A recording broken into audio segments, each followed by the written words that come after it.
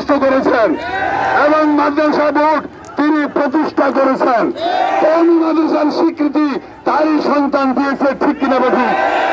আমরা এই কলঙ্কিত বিতর্কিত মুসলমানদের রক্তে রঞ্জিত নরেন্দ্র মোদীকে এনে এই জন্ম জয়ন্তীকে কলঙ্কিত করতে চাই না।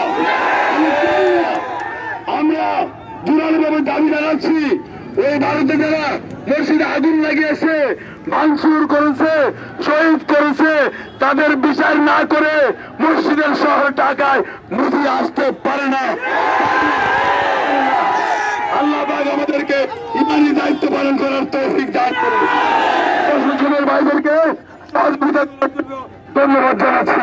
এই পর্যায়ে দোয়া করছেন শহীদ মসজিদের সম্মানার্থে হযরত মাওলানা আকরাম সাহেব।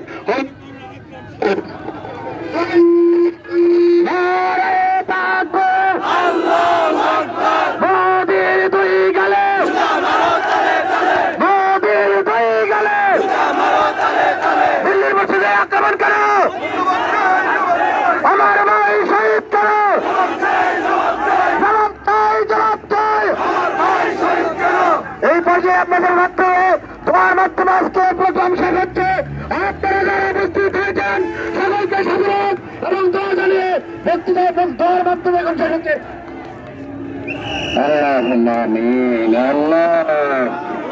আল্লাহ আমাদের উপর রহমত নাযিল ফরমা, আল্লাহ আমাদের ঈমান মজবুত নসিব ফরমা, আল্লাহ ঈমানে মজবুত নসিব ফরমা,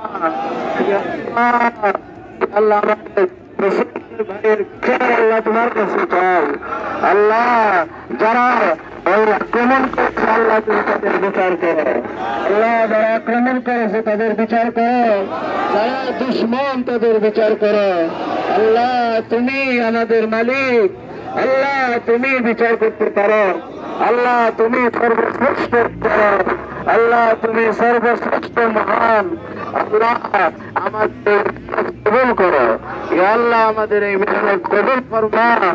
আল্লাহ সংগ্রামী তৌহিদ জনতার ইমানি চেতনা আল্লাহ বহাল রাখো, ইমানি চেতনা আল্লাহ বহাল রাখো।